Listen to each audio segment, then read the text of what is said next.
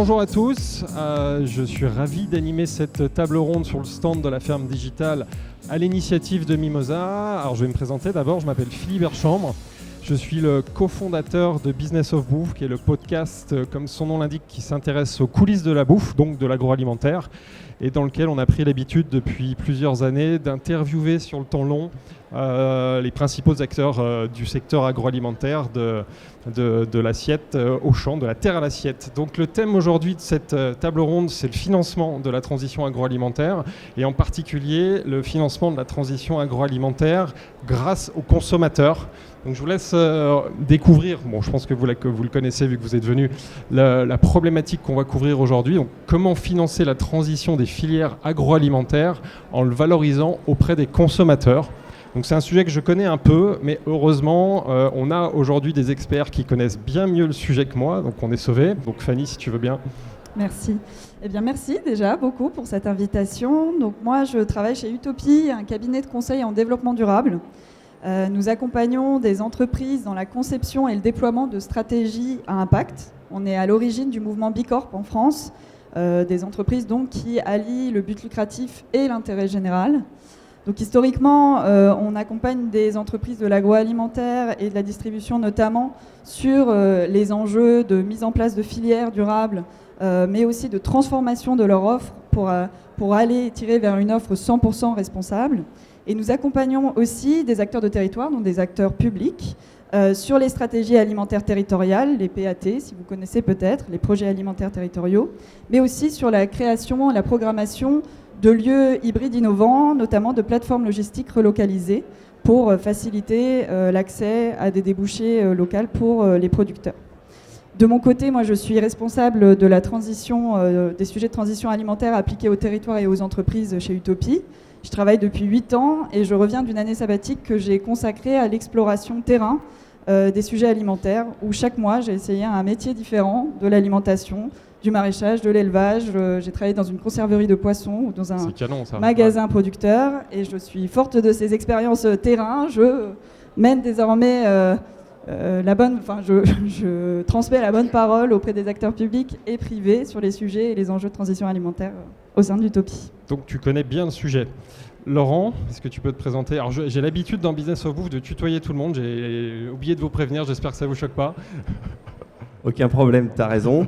Voilà, ça c'est fait. Non, alors Laurent Schatz, moi je m'occupe des approvisionnements laitiers chez Danone. Voilà, ça fait une vingtaine d'années que je suis dans l'entreprise sur différents métiers. Je suis arrivé dans le lait il y a à peu près 7-8 ans. Je commence à connaître un petit peu. Ouais. Et nous, ça fait une vingtaine d'années qu'on est sur le salon de l'agriculture. Donc on y est encore une fois cette année. On est dans le hall 1. Je vous incite à venir sur le stand. Et c'est une année assez importante pour nous cette année parce qu'on vient d'être certifié Bicorp pour l'ensemble de nos marques en France.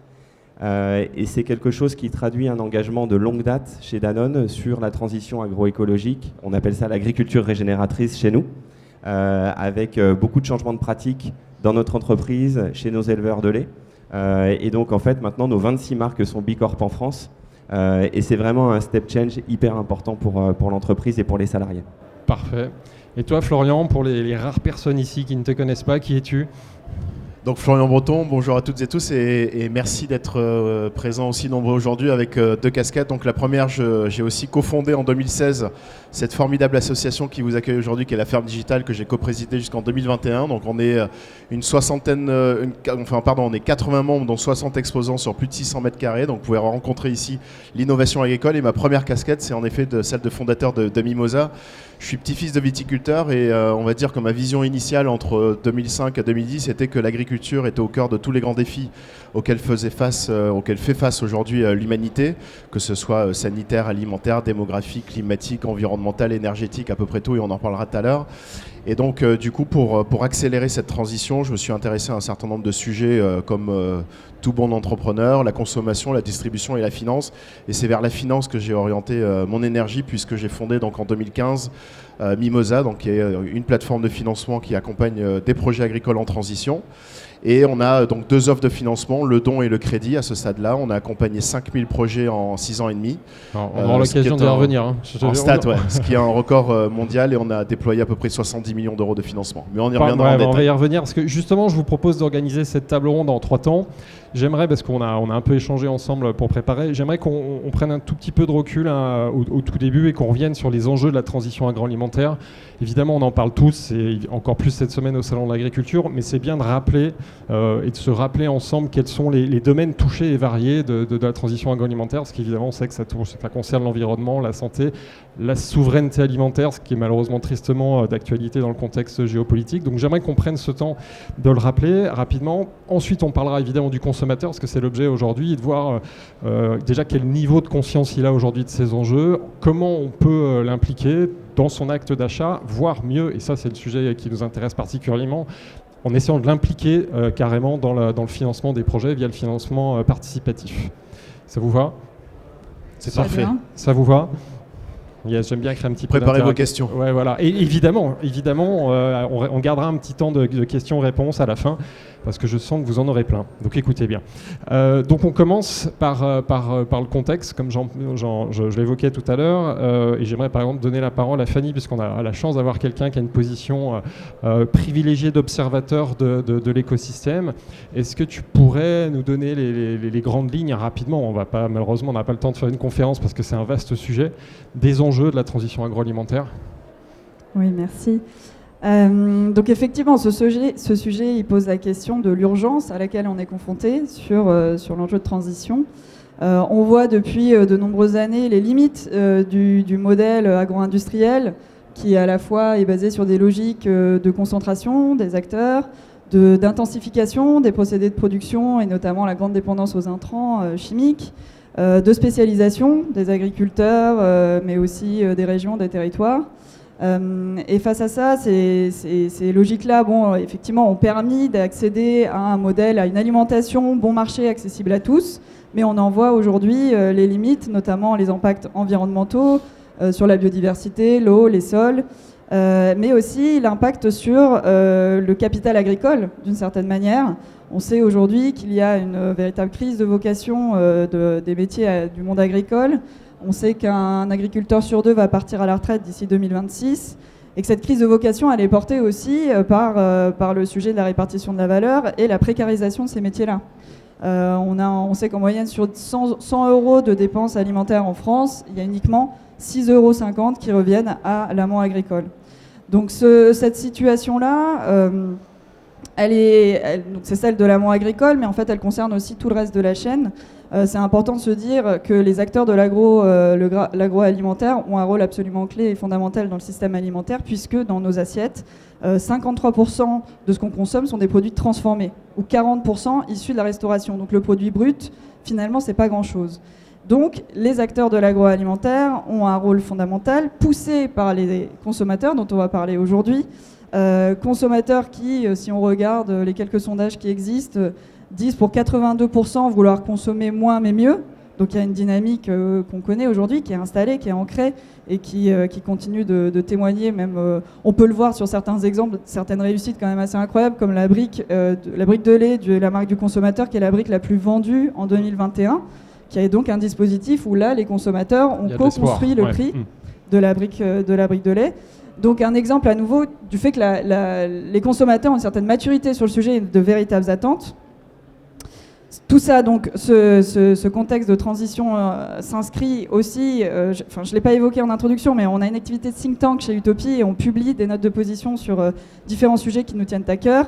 On publie aujourd'hui une note sur la résilience alimentaire où on a étudié les vulnérabilités du système alimentaire français et on a essayé d'évaluer la capacité de résilience du territoire français et des régions françaises en regardant la capacité d'autonomie alimentaire et la diversité productive des territoires.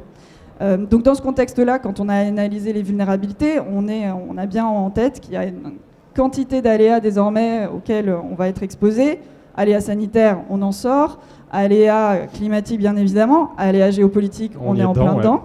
Donc comment demain aussi les filières vont devoir s'armer pour réduire leur dépendance à ces aléas, ne serait-ce que sur la dimension géopolitique, la dépendance aux intrants chimiques, aussi sujet en lien avec la transition, mais les filières françaises sont dépendantes à hauteur de 74% d'importation sur les intrants chimiques.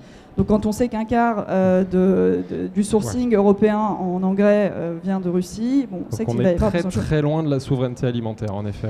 Tout à fait. Fragilité donc des filières et donc cette transition comporte des risques, baisse des rendements, augmentation des ravageurs. Elle va nécessiter des investissements. Elle a un coût, investissement en matériel, en logistique, etc. Donc la question qui est posée ici est intéressante, c'est se dire entre tous ces acteurs qu'on a identifiés, de l'amont, de la transformation, de la distribution, du consommateur, comment on va se répartir cette prise de risque pour financer cette transition. Donc ça, on va en parler. On reste pour le moment sur le diagnostic. Est-ce que Laurent ou Florian, vous avez des choses à ajouter forcément, mais Je voulais rebondir sur la partie sur la transition. Il faut le faire, évidemment. C'est plus tellement une question de choix, c'est une question de vitesse. On en est tous conscients. Ce que je me disais, c'est que ici, on a tous le pouvoir de le faire, finalement. On a le pouvoir de le faire en tant que consommateur. On achète des produits, donc on peut choisir les produits qu'on achète. Et puis, dans les entreprises, par exemple, on a le choix. Moi, je m'occupe des achats laitiers, par exemple, chez Danone. J'ai le choix de travailler avec des fermes qui sont bas carbone, par exemple. J'ai le choix de refuser des approvisionnements qui viennent de loin. J'ai le choix aussi de travailler avec mes équipes sur les packaging, etc. Donc, en fait, je pense que c'est maintenant que ça se passe. On est dans la bonne génération. Et on a le pouvoir de changer les choses. Donc ça, c'est important aussi d'avoir cette prise de conscience. Ce n'est pas conceptuel, c'est du réel. Et c'est maintenant. Parfait. Florian, si tu veux ajouter des choses sur le diagnostic, on parle des solutions après. En complément de ce qui a été dit aussi, moi, nous, ce qu'on aime bien dire aussi chez Mimosa, c'est qu'on est un acteur de la triple transition du secteur. Il y a bien évidemment l'urgence climatique, démographique qui s'impose à nous. Et donc, on est très conscient de l'accompagnement d'une transition écologique de l'agriculture, mais il y a aussi au passage une transition économique du secteur et une transition sociale, puisqu'aujourd'hui on remarque depuis un certain nombre d'années, et on en est les formidables témoins à travers Mimosa, quand on accompagne plus de 120 projets par mois, qu'il y a un vrai changement générationnel avec des nouvelles personnes qui s'installent dans le monde agricole, où historiquement on était plutôt dans un schéma de transmission-installation avec un métier vocation toute une vie, avec désormais des nouveaux profils qui s'installent, qui sont aussi des pluriactifs, ou alors des gens qui rentrent dans une deuxième ou troisième vie professionnelle dans le secteur agricole et qui vont en faire leur activité pendant 10 ans, mais il n'est pas certain qu'ensuite ils ne rechangent pas d'activité. Et donc cette transition sociale aussi, elle est très importante parce que s'impose à nous, et tu l'as rappelé, l'urgence aussi du renouvellement des générations. Ouais. Et le double enjeu à la fois environnemental, climatique et social est important. Puisqu'aujourd'hui, la crise qu'on rencontre nous rappelle combien la souveraineté alimentaire est importante. Et je lisais pas longtemps un écrivain qui rappelait qu'il fallait faire attention à ne pas mourir de faim avant de mourir du climat, si toutefois on devait mourir d'une de ces deux causes un jour. Donc c'est très important aussi d'être conscient que la transition sociale et économique, les business models des agriculteurs doivent évoluer pour être plus résilients et forts, engagés dans les enjeux climatiques et environnementaux. Ce qui pose la question, en effet, de la rémunération des agriculteurs, le fait qu'ils puissent vivre, et notamment ces nouvelles générations qui arrivent et qui se convertissent à ces métiers-là, qu'elles puissent vivre dignement de leur métier. Justement, ça peut faire la transition par rapport au deuxième thème, parce que le temps passe très vite, sur les consommateurs et la position des consommateurs. Quand on préparait cet entretien, Fanny, tu me faisais part d'une étude très intéressante qui va sortir ou qui est déjà sortie, que vous avez réalisée chez Utopie, qui fait un état de la répartition de l'effort pour financer la transition agroalimentaire. Et justement, je crois, en partant du sujet initial de la rétribution, la juste rétribution du producteur. Et ça permet de voir un peu qui doit jouer son rôle. Et là, j'aimerais justement, on va passer un peu plus de temps, deuxième partie, parler du consommateur, même si tu vas nous donner un peu plus d'éléments là-dessus. Oui, donc dans le cadre de cette note qu'on publie aujourd'hui sur la résilience alimentaire, on a essayé de faire l'exercice de se dire comment répartir l'effort pour assurer une juste rémunération de l'amont agricole. Donc on est parti de données moyennes qu'on a récupérées de l'organisme de formation des prix et des marges, en se disant l'objectif serait d'atteindre 2 SMIC le niveau de 2 SMIC par exploitation agricole. Sachant qu'aujourd'hui on en est loin. Alors, ça dépend à nouveau avec d'énormes variations d'une filière à l'autre. Ouais. Donc là, ce que je dis, c'est moyenniser, donc à prendre avec des pincettes, etc. On est sur vraiment toute filière confondue. Donc ça se traduirait concrètement par une hausse du prix payé aux producteurs de 10%. selon nos calculs. Et ce qu'on a fait, c'est qu'on s'est dit comment ça se répercute si on se dit que cet effort doit être réparti de manière équitable entre les 3 acteurs de la chaîne que sont les transformateurs, les distributeurs, transporteurs et le consommateur. Quel serait l'impact concrètement? Donc on arrive à des chiffres qui ne sont pas à hauteur de 10%, ce qui permet de voir que l'effort peut être réparti et du coup être moins important en l'échelonnant. Il y aurait une diminution de la valeur ajoutée pour les acteurs de la transformation de 2,7%. Pour les distributeurs, une réduction des marges de 1,7%. Et pour le consommateur, un prix payé à plus 0,7%. Donc voilà, ça donne intéressant parce qu'on est en pleine clôture aujourd'hui des négos nationales, donc ce serait intéressant de savoir d'ailleurs aujourd'hui si ça paraît des chiffres envisageables pour des groupes, typiquement comme Danone aujourd'hui, de prendre sa part. Donc tu dis pour les distributeurs à hauteur de 1,7%, c'est ça? Réduction de sa marge. De réduction de la marge, oui. Bah d'ailleurs, si tu veux, on sort un petit peu de ton spec peut-être, je suis désolé, mais vas-y. Non, aucun problème, et c'est un sujet fondamental évidemment sur la rémunération. Je pense que ce qui est important en fait, et c'est ce qu'on a essayé de faire depuis 2015, c'est d'intégrer le coût de production réel aux formules de prix pour nos éleveurs. Et ça c'est important parce que finalement, on ne produit pas du lait, alors je parle de la filière laitière parce que je la connais bien, on ne produit pas de la même façon qu'on se trouve dans les Hauts-de-France ou dans le Sud-Ouest. Et ce qui est important, en fait, c'est qu'il y a une réalité technique et une réalité économique qui est différente. Donc, il faut prendre ça en compte dans la rémunération des éleveurs. Il faut continuer à travailler sur ce coût de production. Et les récentes lois, en fait, qui sont passées vont aider justement à passer cette valeur. Exactement, de passer cette valeur-là à la grande distribution. Donc, évidemment, pour moi, ça, c'est un sujet absolument essentiel. Et surtout, dans la crise qu'on vit en ce moment, donc il y a déjà eu une forte inflation depuis quelques mois. On va continuer à avoir de l'inflation avec le blé ou le carburant, et donc il faut vraiment que cette rémunération soit adaptée avec le coût de production. Donc ça, c'est une bataille qu'on a menée depuis assez longtemps, mais je pense que vraiment, au-delà de la rémunération, il y a tout l'accompagnement qui doit être fait pour les agriculteurs. On parle de transition économique et écologique. La rémunération ne suffit pas, c'est-à-dire qu'il faut avoir des équipes qui sont mobilisées sur le terrain, qui sont convaincues, et trouver d'autres moyens financiers qui viennent s'ajouter au prix du lait ou au prix des matières agricoles pour pouvoir gérer cette transition-là. Et des entreprises comme Mimosa, avec laquelle on est partenaire, permettent d'aller capter ces fonds supplémentaires à direction des agriculteurs qui sont engagés. D'impliquer le consommateur dans le financement, donc ça on va y revenir en troisième partie justement.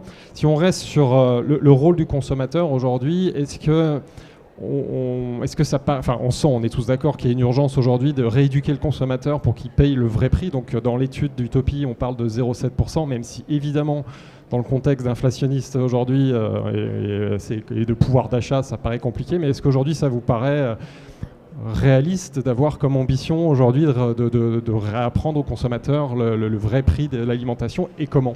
Alors je sais pas. Je veux bien continuer sur ce sujet-là. Je pense que éduquer le consommateur, c'est d'abord avoir des choses à lui raconter. Et des choses à lui raconter, ça doit être des éléments tangibles, sérieux, des vraies preuves en fait de ce que font les éleveurs, les entreprises et les distributeurs. Donc je pense que ça commence par des programmes en fait qu'on déploie sur nos territoires. Donc là, je voudrais vous parler de la ferme laitière bas carbone et du programme Les Deux Pieds sur Terre qu'on a lancé dans notre entreprise. On l'a lancé en 2018. Donc on commence à avoir des résultats. Par exemple, on a réduit de 9% notre empreinte carbone en élevage, ce qui n'est pas rien quand on sait que la filière est seulement à 3% pour l'instant. On fait des diagnostics de bien-être animal. On travaille sur la régénération des sols. Donc aujourd'hui, on a un quart de nos exploitations laitières en France qui sont évalués sur la qualité de leur sol. Et il y a un vrai enjeu, en fait, puisqu'on a appauvri depuis des années et des années les sols en France et d'ailleurs partout dans le monde, avec une agriculture plus intensive. Donc voilà, ça, c'est des preuves vraiment tangibles des programmes qu'on lance avec nos équipes. Et c'est de ça qu'il faut parler aux consommateurs. Et ça qui finance, du coup, cette valeur ajoutée, c'est le groupe Danone ou on est déjà sur du crowdfunding? Est-ce qu'on arrive à le passer soit dans les marges, soit aux consommateurs en augmentant le prix de vente dans l'acte d'achat? Je pense que sur le financement, il faut être inventif et innovant. Et aller chercher le financement là où il est. C'est-à-dire que tout ne peut pas venir du transformateur de l'entreprise, tout ne peut pas venir du consommateur. Il y a des choses aussi, il y a des dispositifs qui existent, qui nous entourent, qui sont parfois mal connus. Nous, on a fait le choix de créer un fonds justement de transition et qui permet d'accompagner les éleveurs à partir du moment où ils ont un projet à impact sur le carbone ou sur les sols et qu'ils ont envie de le communiquer. Ça, c'est important aussi. Il faut pouvoir en parler. Et à ce moment-là, le producteur peut mettre son projet en ligne sur la plateforme Mimosa. Il va toucher de l'entreprise une enveloppe, un chèque, pour pouvoir commencer. Donc c'est entre 7 500 et 10 000 euros par investissement. Et tout ça, c'est complété par du don avec contrepartie. En fait, c'est le système qu'on a mis en place avec Mimosa. Et aujourd'hui, on a déjà 200 éleveurs qui sont financés sur les 1500 éleveurs en France. Donc ça c'est le programme les deux pieds sur terre. Les deux pieds sur terre. Donc ça, c'est une source de financement. Pour moi, il y a une deuxième source de financement qui est intéressante, c'est avec le consommateur, c'est ce qu'on fait avec les distributeurs. Donc sur certains projets, on va dans les magasins, on va parler de nos projets et une partie des ventes sont redistribuées directement aux éleveurs à partir du moment où ils sont engagés dans les programmes. Donc ça, c'est visible directement sur la paye dans le magasin. Donc c'est le consommateur qui qui finance en partie cette transition. Voilà, et c'est une bonne façon de faire aussi au niveau de la communication, puisque les programmes s'accélèrent avec des fonds supplémentaires et le grand public est touché par justement ces actions qui sont mises en place par les éleveurs ou par l'entreprise. Donc on y parle de carbone, on y parle de bien-être animal, on y parle de santé des sols. Et donc ça, c'est des sujets en fait que le consommateur peut voir directement en magasin. Et ça, c'est toute marque du groupe Danone ou c'est en particulier les marques les plus engagées comme celles les Deux Vaches ou Faire Bien? Alors on le fait régulièrement sur les Deux Vaches, évidemment, c'est une marque qui est extrêmement engagée. Mais on a commencé il y a 3 ans à le faire aussi sur d'autres marques du portefeuille, donc des marques comme Activia, des marques comme Actimel en fait communiquent autour de ces engagements-là directement en magasin. Et il y a un premium de prix à un moment pour faire de la collecte, même sur ces marques-là. C'est-à-dire que ces marques-là s'adressent à des consommateurs qui sont prêts à payer plus cher leurs produits pour financer une partie de la transition. Il n'y a pas toujours un premium, ça dépend avec qui on le fait. Mais en tout cas, ce qui est clair, c'est que nos marques sont mises en avant dans les magasins. Donc ça génère du trafic supplémentaire, ça génère des volumes supplémentaires. Et en contrepartie de ça, en fait, nous, on est capable de redistribuer la valeur ajoutée aux éleveurs. Ok, très bien. Fanny, est-ce que tu as des exemples ou des choses à partager avant qu'on parle vraiment exclusivement, mais si on en a déjà un peu parlé, du financement participatif, d'autres exemples sur le consommateurs. consommateur. Déjà peut-être reprendre la terminologie, éduquer le consommateur. Nous, on n'est pas totalement à l'aise avec cette terminologie. On se dit que les marques, en fait, ont un rôle à jouer là-dedans, que Madame Michu n'existe plus. Que le consommateur, en fait, que les marques, d'une certaine manière, ont les consommateurs qu'elles méritent. Si on ne parle que de structures promotionnelles hyper agressives, du prix bas. Enfin, on a publié une étude, Le vrai coût des prix bas, où on démontrait qu'en fait, dans de telles situations, avec des communications aussi agressives sur le prix, c'est l'attente qui en bout de chaîne arrive. Le consommateur n'attend que ça. Donc il faut aussi changer de discours et parler des vrais sujets auprès des consommateurs. Et donc là, il y a plein de manières de le faire. La transparence, comme vous l'évoquiez, c'est un des sujets clés. La marque Etika, par exemple, le faisait historiquement sur le commerce Nord-Sud et avec sa marque Paysan d'ici le fait sur le commerce Nord-Nord. Elle indique sur les produits la part qui revient effectivement aux producteurs. Donc c'est une forme d'éducation aussi sur la construction des prix et sur le juste prix. Autre manière, c'est de faire, je l'ai évoqué en introduction, c'est impliquer le consommateur dans la construction du prix, ce qu'a fait la marque du consommateur. Je lisais ce matin qu'il y a une semaine, ils ont revoté, les consommateurs sociétaires, une réévaluation du prix du lait, du fait notamment de l'augmentation des prix des intrants et de l'alimentation. Ils ont voté à la hausse, effectivement, une augmentation du prix de rémunération du producteur de 4 centimes du litre. Donc on a ces dimensions-là à la fois de transparence, de donner l'information, d'impliquer pour construire, et pourquoi pas, tu évoquais le sujet aussi de pouvoir d'achat, et peut-être imaginer de nouveaux dispositifs promotionnels qui seraient plutôt qui viendraient valoriser les produits mieux-disants. Il y a l'exemple d'une enseigne danoise qui s'appelle Kiwi, qui a donc artificiellement, par le biais des truchements promotionnels, diminué le taux de TVA par deux sur les produits bio dans ses magasins. Donc pour faciliter l'accès, elle a utilisé les outils promotionnels en faveur des produits mieux-disants. Qui est typiquement aussi une autre voie pour rendre accessibles des produits. C'est ça, parce que puisqu'on parle du consommateur, le gros challenge, c'est quand même de toucher le grand public et pas non plus que celui qui a malheureusement les moyens.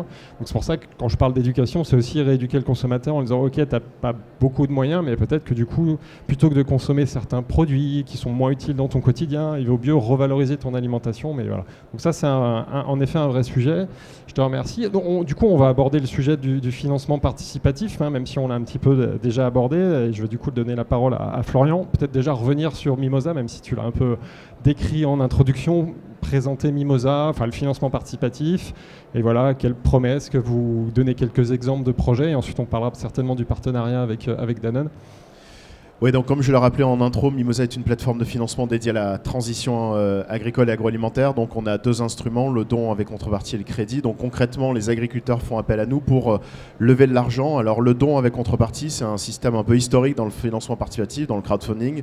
C'est la capacité pour un porteur de projet de lever quelques milliers, voire quelques dizaines de milliers d'euros, même si on a eu une collecte record durant le premier confinement en 2020, c'était 150 000 € pour venir en aide aux soignants. Le don avec contrepartie en moyenne, c'est plutôt entre 3 et 15 000 € la fourchette, ou 20 000 €, mais c'est 90% des projets français tournent aux alentours de cette fourchette-là. Et le porteur donc lève de l'argent auprès du grand public, des citoyens, qui financent des projets moyennant des contreparties en nature. Alors nous concernant dans la thématique agricole, c'est là où c'est formidable, puisque cela crée aussi un lien social très fort avec le grand public.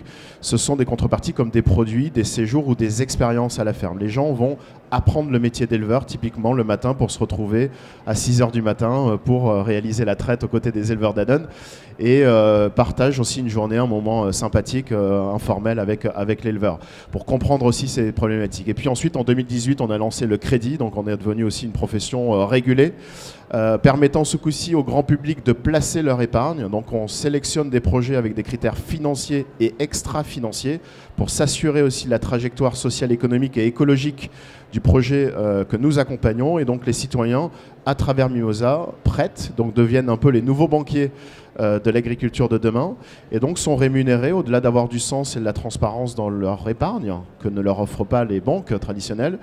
Ils y trouvent un intérêt financier aussi, puisque les projets sont rémunérés en moyenne aux alentours des 4% d'intérêt.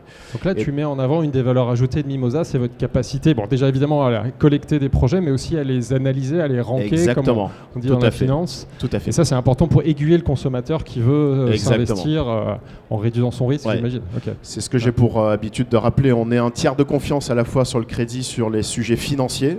Donc on a vraiment une équipe crédit-risque d'experts qui sont là pour assurer... pour vérifier la viabilité des projets, mais aussi extra-financier. On devient aussi une marque label, tiers de confiance. On est une marketplace aujourd'hui qui avons accompagné plus de 5000 projets. Je le rappelais, c'est un record mondial pour une plateforme thématique. On est en France et en Belgique. Et aujourd'hui, par exemple, à l'heure où je vous parle, il y a actuellement donc 140 projets en cours de financement sur Mimosa. Et c'est entre 120 et 130 nouveaux projets par mois, partout en France, qu'on accompagne sur toutes les filières et sur tous les territoires français et donc en Belgique.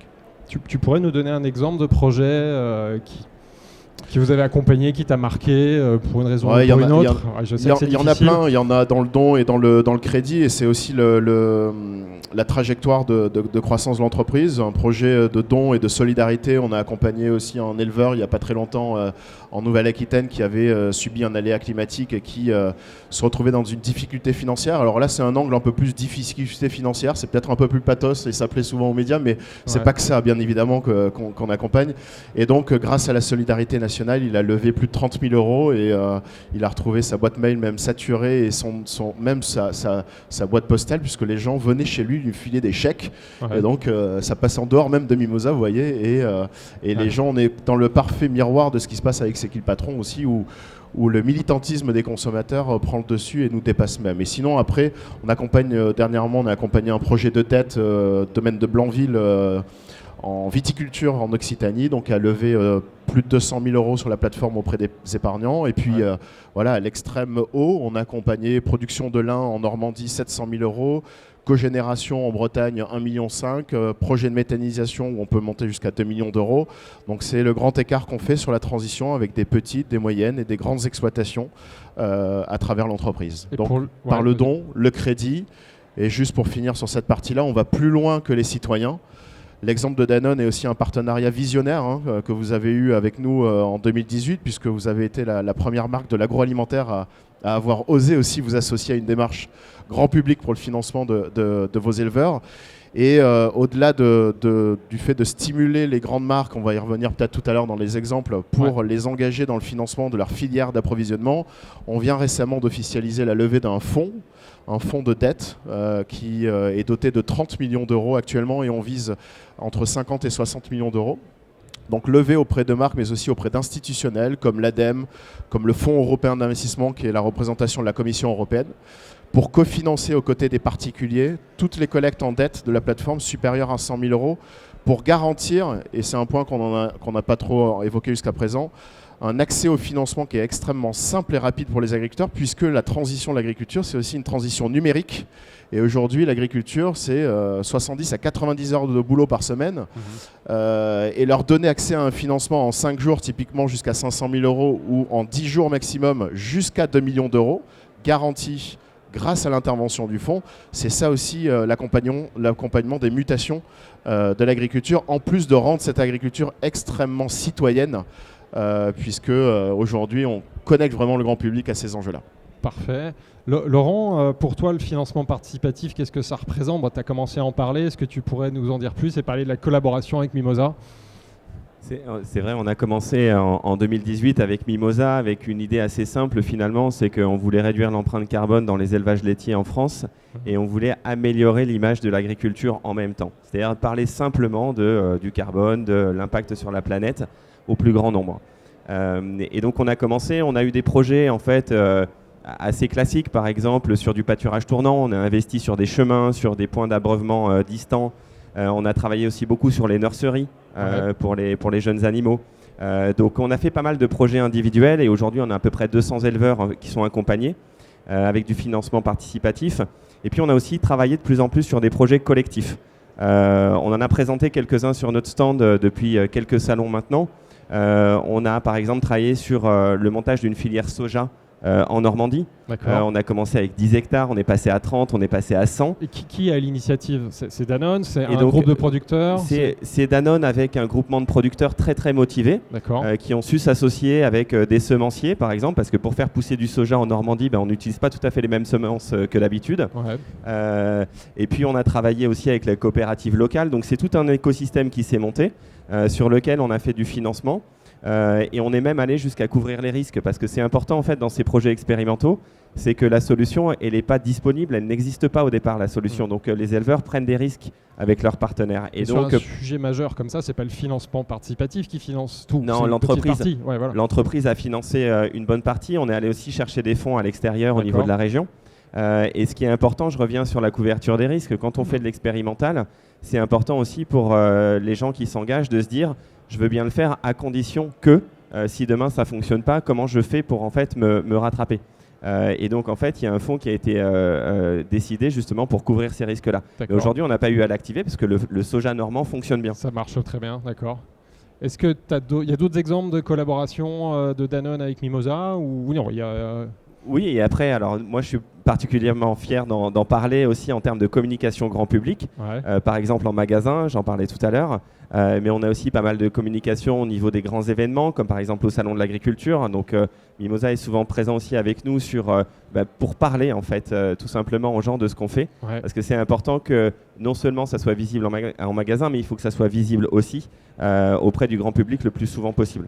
D'accord. Et toi tu as des exemples d'autres collaborations avec des marques exactement. qui utilisent le financement participatif. On a à ce jour collaboré à peu près avec une quarantaine de marques. Alors ça peut être des marques de l'agroalimentaire, mais ça peut être aussi, on a eu des marques donc dans l'agro, on va dire transfo, distribution, cosmétiques, transport. Actuellement, on est pas mal sollicité aussi par des marques, même des télécommunications, des médias. Qui souhaitent s'associer à la démarche justement pour faire appel au grand public et engager leur marque vraiment dans le financement de l'agriculture parce que, encore une fois, au cœur de tous les grands enjeux, et c'est ça qui est intéressant, c'est-à-dire qu'on dépasse même l'agroalimentaire et l'agriculture est capable de fédérer derrière cette thématique vraiment des projets, des entreprises qui sont complètement déconnectées a priori parce qu'on y est tous connectés, mais a priori des enjeux agricoles. Et en simultané, actuellement, on travaille à peu près avec une vingtaine de marques, mais c'est vrai que Danone Produits Frais France et la direction lait a été le premier grand acteur et vous avez fait aussi des petits au sein de votre groupe, puisque suite à cette collaboration, on travaille actuellement avec Les Deux Pieds sur Terre, donc la marque Lait de Vache, mais également Blédina, avec qui on vient de publier aussi un rapport d'impact notamment, et en l'espace d'un peu plus d'un an, on a accompagné une centaine de projets sur l'installation renouvellement des générations. Et ce sont 79% de projets en bio, 72% en agroforesterie. Et pour plus de 70%, cette collecte aux côtés d'un financement Blédina aussi, a été déterminante pour le projet d'installation. Déterminante ne veut pas dire alternative aux banques, ça veut juste dire qu'on crée avec les consommateurs et les marques des effets de levier qui sont intéressants, avec des banques qui cofinancent à nos côtés, à qui on apporte de la réassurance, de la crédibilité, de l'image, et des consommateurs aussi qui montrent leur enthousiasme aux côtés des agriculteurs. Là, pour Blédina, tu as en tête le montant en total collecté pour te donner un ordre de grandeur? Il me semble qu'on a un peu plus de... on est à un peu plus de 500 000 euros. Ouais, donc 500-600 000 euros. C'est significatif. Voilà. Ouais, exactement. C'est significatif et il y a un bénéfice, comme tu le dis, sur la crédibilité du dossier pour le financement et aussi un bénéfice de communication pour tous les projets. Tout à fait. Ça leur permet, c'est aussi un des intérêts du financement participatif, de fédérer une communauté Exactement. derrière le projet. Le temps court très vite. Fanny, est-ce que tu aurais toi des exemples aussi via ton parcours Utopie de marques qui ont fait appel au financement participatif pour co-construire des projets ou impliquer les consommateurs? Alors nous, on intervient un petit peu en amont de ça et justement, on a travaillé avec Blédina sur la construction de leur filière bio et de leurs produits, les récoltes bio. Donc nous, on intervient en amont pour définir avec les agriculteurs le cahier des charges et la structure de prix et puis le partage du risque, se dire quel premium l'acheteur, enfin donc Blédina en l'occurrence, va apporter pour assurer la transition des pratiques du producteur en amont, et notamment comment il va s'engager dans le temps de conversion, ce qui est un enjeu quand on parle de transition et de bio. C'est aussi la durée de conversion étant de 3 ans. Comment on finance dans ce temps-là la production générée. Et je trouve intéressant de concilier, se dire il y a une première étape où on travaille avec l'agriculteur, avec les producteurs partenaires, sur le cahier des charges et la manière de les rémunérer le plus justement. Et derrière, le financement participatif intervient pour aider le financement des solutions identifiées ensemble. Et nous, on a travaillé aussi sur une marque de territoire. Je trouve que c'est un dispositif intéressant aussi pour penser la juste rémunération. On a travaillé avec le collectif Eau du Bassin Rennais sur une marque qui s'appelle Terre de Source, qui a été co-construite avec des agriculteurs, des producteurs et aussi des associations de consommateurs pour identifier quels étaient les besoins du territoire et qui concrètement demandait aux agriculteurs la diminution d'usage de certains pesticides, voire la suppression d'usage de pesticides qui se retrouvaient dans les eaux, donc un objectif de qualité des eaux et qui était lié à une juste rémunération de l'amont agricole.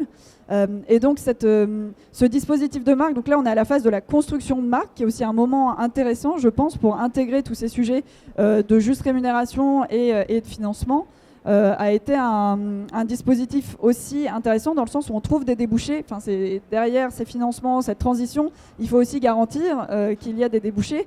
Donc là, les dispositifs publics de ce type-là, qui associent des acteurs économiques et la force, le pouvoir public, permettent d'avoir des débouchés assurés en restauration collective, mais là aussi, dans le cas de Terre de Source, aussi dans des grandes enseignes de distribution. Ouais. Je trouve que c'est des dispositifs intéressants, en tout cas, pour compléter les approches évoquées.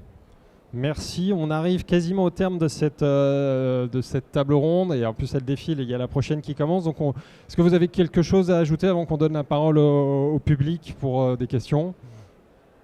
Je me permets juste de rajouter une chose, c'est que je le disais en introduction, il faut qu'on aille vite. Et aller vite, je travaille pour une entreprise, mais il faut faire le jeu de la filière. C'est-à-dire que je pense que de plus en plus, il faut mettre à disposition nos sources. On a fait le choix en fait de développer un site internet dans lequel on publie l'ensemble de tout ce qu'on fait avec Mimosa, avec nos éleveurs-chercheurs par exemple, qui font de l'expérimentation dans leurs champs, dans leurs fermes.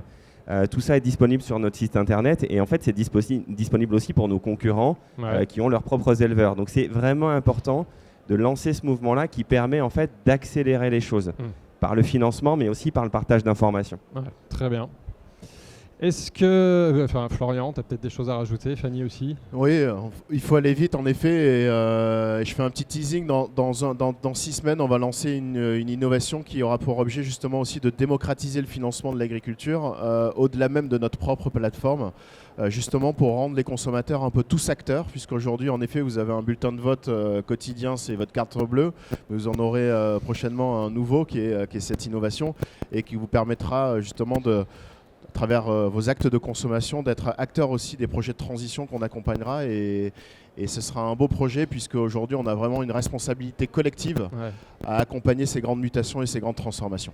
T'es vilain parce qu'en fait tu dis pas ce que c'est. Exactement, Alors, t'as c'est le tout concept compris. du teasing. Mais c'est quoi? Ce sera un nouvel outil de Mimosa. Un nouvel c'est outil, ça exactement. Bon. Et ça va être révélé, tu l'as dit, dans combien de temps? Dans à peu près 6 semaines. Ok, t'es fort. Rendez-vous en avril. Ouais. Est-ce que quelqu'un a des questions? Je vois qu'il y a une question par là-bas. Merci beaucoup. Juste une petite question. Est-ce que vous avez évalué les besoins de financement pour ces transitions dont vous parlez, ces 3 transitions, économiques, écologiques et sociétales? Et quel pourrait être le prix de l'alimentation? Vous parlez de 0,7% d'augmentation pour que les agriculteurs puissent vivre décemment de 2 SMIC par exploitation d'après l'étude d'Utopie. Mais quel pourrait être le juste prix d'une alimentation qui tient compte de ces transitions et qui s'inscrit véritablement dans la durée et dans la durabilité et dans le respect de ces transitions? Merci. Qui veut répondre? Je me lance sur le financement. Vas-y. C'est compliqué d'évaluer les besoins de manière extrêmement précise sur ces sujets. Ce que je peux vous dire, c'est que en 2020, donc année de crise et de confinement successifs, le marché du financement de l'agriculture en France a bondi d'à peu près 10 à 15%. Donc le crédit aux agriculteurs aujourd'hui en France, juste aux exploitations agricoles, c'est à peu près 11 à 12 milliards d'euros chaque année. L'extension de l'agri vers les énergies renouvelables, c'est à peu près en dette dans les 4 à 5 milliards de plus. Donc on est sur un marché qui emprunte chaque année 16 milliards d'euros, juste en France, auxquels s'ajoutent bien évidemment les subventions européennes, la PAC, qui représente dans les 10-11 milliards. Donc vous voyez, c'est 27 milliards chaque année sur l'agriculture française, quand les PME françaises, de manière générale, se financent pour 80 à 100 milliards. C'est un secteur extrêmement capitalistique. Et c'est vrai que les extensions d'activité de l'agriculture à travers les sujets carbone, biodiversité, énergie renouvelable, transformation, distribution, puisque la logique aussi des agriculteurs aujourd'hui est d'essayer de remonter un tout petit peu la chaîne de valeur, d'aller au plus près des consommateurs pour capter un peu plus de marge. C'est vrai que tout ceci a pour effet immédiat une croissance des investissements. Et c'est un marché qui a quasiment doublé en 15 ans. Grosso modo. Donc c'est un secteur qui est très capitalistique. Voilà, sur cette partie-là. Et il y a une nécessité à réinventer les financements, puisqu'aujourd'hui, 97% du financement de l'agriculture repose sur l'unique intermédiation des banques mutualistes, c'est-à-dire le Crédit Agricole, le Crédit Mutuel et la Banque Populaire principalement, qui offrent d'énormes avantages historiques depuis 150 ans, bien évidemment, la proximité, la connaissance du tissu, etc., mais qui offrent le double des avantages, premièrement, ou triple, de ne pas être très numérisé, très digitalisé, très adapté aux nouvelles méthodes, aux nouveaux usages de l'agriculture. La deuxième problématique, c'est de ne pas impliquer le grand public et les consommateurs, ce que nous faisons. Et la troisième, c'est de ne pas être aussi au contact des acteurs comme Danone. Quand Danone fait appel à nous pour accompagner sur la filière lait 1500 éleveurs, s'appuyer sur une offre nationale, toute filière, tout territoire comme nous, c'est aussi l'opportunité d'avancer vite vers l'accompagnement de ces enjeux plutôt que d'aller solliciter plein de banques locales avec qui ça pourrait prendre beaucoup plus de temps. Voilà ce que je peux dire sur le sujet du financement qu'il faut faire évoluer, et notamment le renouvellement des générations par les hors-cadres familiaux est une vraie problématique aujourd'hui que nous essayons d'adresser, puisqu'on ne prend pas de garantie contrairement aux banques mutualistes. Est-ce que la réponse vous va? Il y a peut-être un complément de Fanny ou de Laurent? Sur la partie On fera prix, plus rapide juste- sur les autres réponses parce que sinon on sur n'aura pas la beaucoup de partie questions. prix, non, sur la partie prix, c'est difficile de dire exactement en fait de quoi on se parle en termes d'évolution du prix. Ce qui est sûr, c'est que quand on voit que le prix de l'alimentation n'a pas évolué depuis 10 ans et que à côté de ça, on a des éleveurs qui investissent de plus en plus sur la transition agroécologique, il y a une déconnexion assez évidente. Je sais que par exemple, et il faut le regarder en fait action par action, nous on incite nos producteurs par exemple à nourrir leurs animaux avec de l'alimentation 100% française. Ça a un coût. On le fait parce que on veut éviter le soja déforesté, on veut éviter les intrants OGM, etc. Donc, et on sait que cultiver du soja en France c'est plus cher, on sait que changer les pratiques c'est un coût, et donc nous on rémunère nos éleveurs en fonction de ça. Mais c'est vrai qu'ensuite, il faut que le consommateur prenne sa part. Je pense sincèrement que les dispositifs qui sont en train d'être mis en place en France vont permettre d'aller plus loin sur ce sujet-là. Mais c'est difficile aujourd'hui de donner une valeur à tout ça. Ce qui est sûr, c'est qu'il faut que le consommateur derrière prenne sa part. Fanny, tu voulais ajouter quelque chose ou tu n'es pas obligé, parce que ce serait sympa de prendre une autre question, comme tu veux. Non, peut-être simplement sur le prix juste. Bon, c'est effectivement une définition Politique. complexe à amener. Je pense qu'un des cahiers des charges les plus intéressants sur le sujet est celui du commerce équitable, la contractualisation sur 3 ans, le prix indexé sur le coût producteur, etc. Après, c'est réussir cet juste équilibre entre la bonne rémunération de l'amont agricole et l'accessibilité en bout de chaîne pour le consommateur. C'est bien la complexité. Donc, je parlais de dispositifs dans le cadre d'une enseigne danoise qui a utilisé les outils de promotion de manière à rendre accessibles les produits. D'autres idées émergent, d'autres projets comme le projet de sécurité sociale de l'alimentation qui rendrait universel l'accès à l'alimentation et qui la dirigerait vers des produits issus de la transition agricole, sont d'autres dispositifs qu'on peut penser. Et simplement pour ajouter aussi, il y a peut-être un enjeu à parler aussi des coûts cachés derrière l'alimentation à bas coût. Je me rappelle d'une étude du BASIC qui disait que pour 1 euro de valeur générée sur la filière cacao en Côte d'Ivoire, il y a 77 centimes de coûts cachés. Déforestation, pollution des eaux, travail des enfants. Donc il y a peut-être ça aussi à penser demain sur les véritables prix de nos aliments. On nous fait signe qu'il faut arrêter. Merci à tous. Enfin, déjà, merci à vous beaucoup. trois pour cette présent. participation. Le sujet est très riche, donc c'est évidemment frustrant. On aurait eu envie de développer plein de thématiques, mais ils sont disponibles de toutes les façons. Merci à vous pour nous avoir écoutés et à très vite pour de nouvelles aventures. Au revoir.